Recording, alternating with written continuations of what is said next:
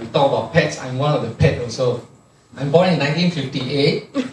Okay, so I'm born in the year of the dog. So this is the dog. This is the dog that you need to pet. Okay. I think we got not much time, so I will cut the story short. Don't need. Don't need, Jack? Okay. Okay, I want to share with you all something which this is my first time sharing in Singapore. Okay, so the reason why I took so long to share this testimony because I love my mother very much. Okay, and what I'm going to tell you is that I didn't tell her even until today. Okay, so in case you all are recording this, I would appreciate you don't send my mom or the social media actually. Okay, so about 1.5 years ago, I was diagnosed with UTI. So I went to my GP, and my GP said, hey, it's very strange for a man to get UTI. Not many men get UTI, mostly it's a woman. Okay, so he said that if it happens again, then it could be something serious. So I was really afraid. I hope it won't happen again. And he gave me antibiotics. So I took, and it was cured. Okay, but 3 months later, it came back, it's UTI again. So I went to see him again and said, I have to send you to a urologist.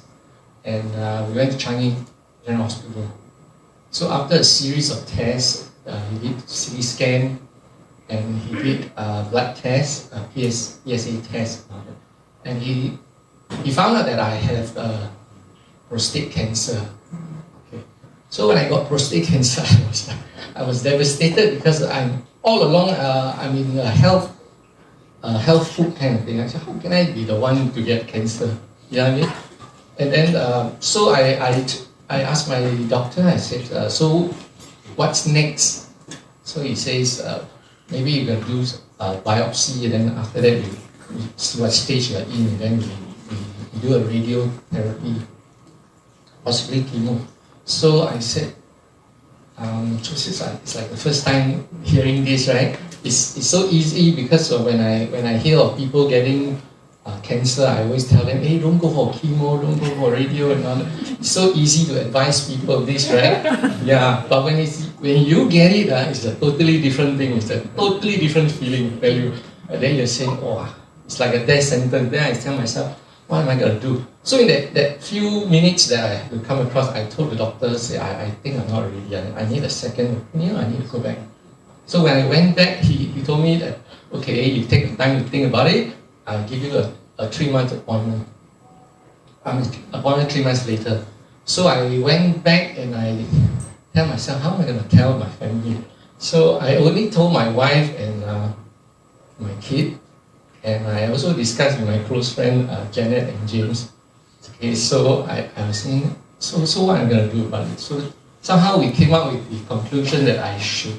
Maybe what brought me all along to get this cancer, probably due to my diet. You are what you eat, right? Very safe. So because of that, I decided to go into juicing. Okay, and I never liked vegetables. I always eat meat. So I switched the whole thing around. Okay, and I took only raw vegetables and I eat vegetarian. Okay, and then of course in front of my friends, because I don't want them to know, right? So I won't be the spoil sport. I still eat the meat when I'm out with them. But once I'm alone or at home, I will just vegetarian. Okay, then I up all the supplements that those other MLM company has. Wow, everything go in.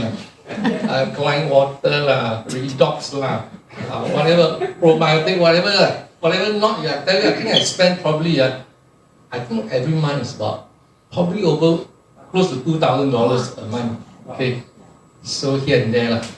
So then after that, 3 months later, I went back. And then the doctor checked the PSA test again. He said, the reading went down a bit. And he says, but he still wants me to go through the process because it's a numbers game, I guess, for them. So I thought that, hey, since he went down, I should go ahead with my dieting and all that. So I rejected him again, and then he said, So he's like a bit not so happy. So he said, okay lah, 3 months later you come back. So 3 months later, I came back again, hoping this time it will go drastically. The whole market went up. Oh, so it's like, oh, the whole heart sank, and I tell myself, oh, maybe God wants to take me home. I just don't know what to do. And then, so I just thought for a while, and I thought that I need to believe in God, and I will carry on. And I told him I refuse his treatment. So he was a bit angry with me, and then he says, okay, then you don't come and see me until 6 months later. So he kind of put me off. So I went back, and I was telling my close friends James and Janet, and somehow Janet came in contact with one of our good friends in Hong Kong, and then he said, "Why don't you try this stem cell patch from Lifewave X39?" Then I was saying, buy lah, since he every time bugging her, right? So, so I said, no harm trying. I'm so used to MLM, right? So we bought a packet, and then I started patching. So during this patching process, I find that a lot of people like to say this to me also. Nothing leh, I feel nothing leh, right? So for me also, I don't really feel much. I don't feel anything actually, other than small things. Over the next few months, I realized, okay, like my nails growing very fast, and it's very hard also. Hard until my old nail clipper broke actually. Yeah, so I had to buy new nail clippers. So with that, small things, okay, and then the best thing I realized is that my bowel system very smooth. Okay. I always tell Janet, James, that the two things I fear most is cannot shit and cannot sleep. Okay, so somehow that's why I find good is very important. So now my bowel system is very smooth. Okay, I hardly need to force myself really. Okay, another thing is my hair.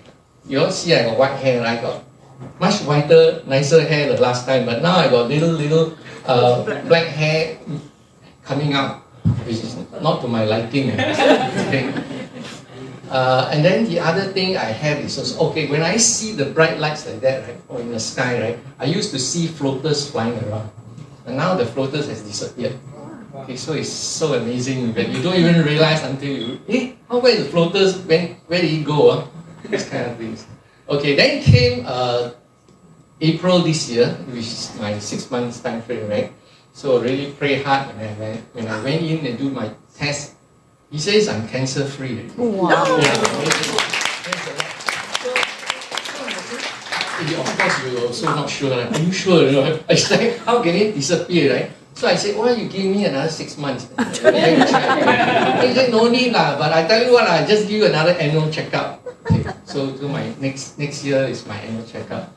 And I'm so grateful. I felt that God gave me a second chance in life, and because of this, I vowed that I will share to as much people as I can on this Lifewave matches. Thank you very much.